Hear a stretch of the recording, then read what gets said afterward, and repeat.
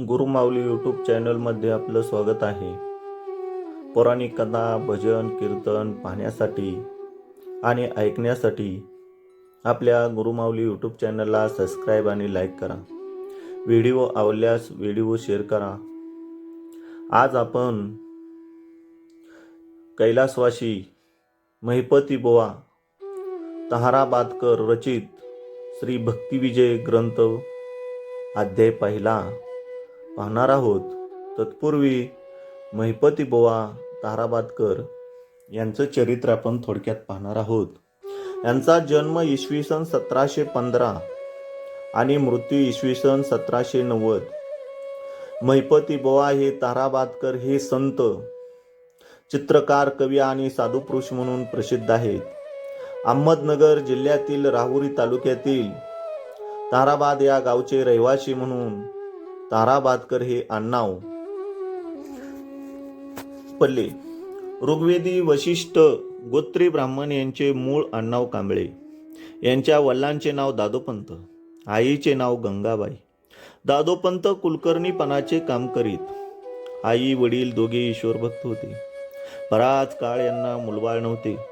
वयाची साठी आली. दर एकादशीला पंढरीला जाणे होणार नाही म्हणून एक दिवशी एकादशीला ते पंढरपूरला गेले.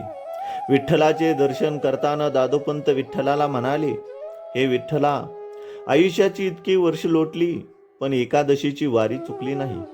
आता वय झाले, वारीला येणे कठीण दिसते.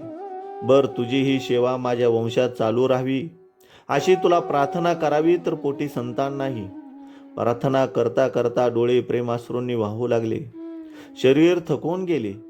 तेव्हा दादोपंत मंदिराभोवतालच्या ओरीत येऊन विश्रांतीसाठी पडून राहिले. त्यांना झोप लागली. झोपेत स्वप्न पडले. स्वप्नात साक्षात विठ्ठल. तो म्हणाला, अरे वाईट कशाला वाटून घेतोस? हा पेढा घे, तुझ्या पत्नीला दे, संतती होईल. दादोपंत खडबडून जागे झाले. पाहतात तो आपण ओरीत झोपलेलो व हातात पांडुरंगाने दिलेला पेढा. ते घाईघाईने उठले. त्यांनी विठ्ठलाचे दर्शन घेतले आणि ते तातडीने ताहराबादला परत आले. प्रसादाचा पेढा त्यांनी पत्नीला दिला आणि मंदिरात पडलेले स्वप्न सांगितले. पत्नीने भक्तिभावाने तो प्रसाद खाल्ला. ईश्वर कृपेने वर्षभरात तिला मुलगा झाला.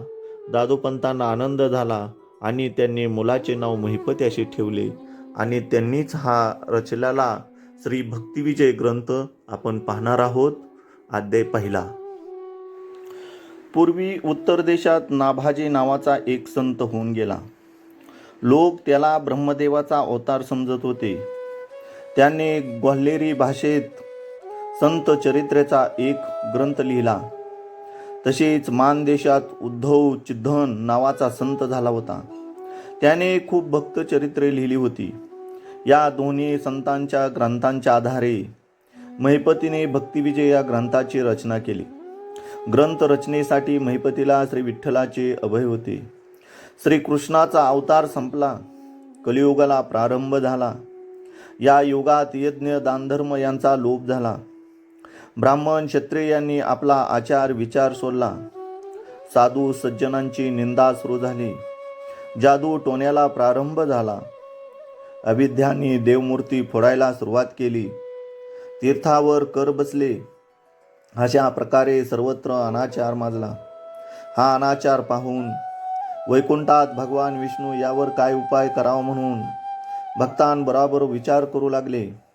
ताबडतोब सर्व भक्त विष्णू समोर हात जोडून उभे राहिले आणि म्हणाले, आम्ही काय करावे? त्यांची आज्ञा करा.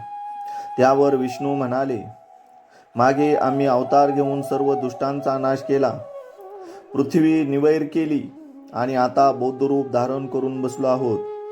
म्हणून आता तुम्ही मृत्यूलोकी माझी जितकी स्थाने आहेत तिथे अवतार घ्या आणि लोकांना भक्तिमार्गाला लावा. भगवान विष्णू भक्तांना म्हणाले, पंढरपुरातल्या दिंडरवनात उद्धवाने, मथुरा गोकुळ वृंदावनात अक्रूराने, पश्चिम भागात दारुकाने, पूर्वेकडे म्हणजे जगन्नाथपुरीला व्यासांनी आणि हस्तिनापुरला वाल्मिकी ऋषींनी अवतार घ्यावा. मग त्यांनी माझी अद्भुत चरित्रे गाऊन लोकांना भक्तिमार्गाला लावावे. भगवंताचे हे बोलणे ऐकून सर्वांना त्यांची दीनदयाळा म्हणून जय जयकार केला आणि ते आपल्या कामाला लागले.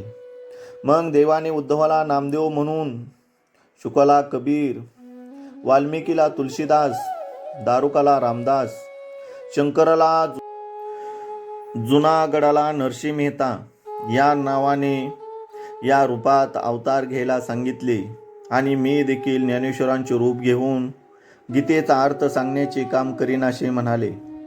ब्रह्मदेव सोपान होईल, सदाशिव निवृत्ती असेल, आदिमाया मुक्ताबाई म्हणून भूमंडळी अवतरेल.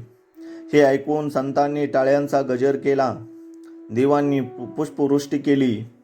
या सर्व कथा व्यासोक्त पुराणात नाहीत अशी शंका कोणाच्या मनात येईल, पण भाषोत्तर पुराणात या कथांचा व्यासांनी सांगितलेल्या आहेत. याप्रमाणे भक्तिविजय ग्रंथातील पहिले पुष्प या ठिकाणी समाप्त होत आहे. रामकृष्ण हरी.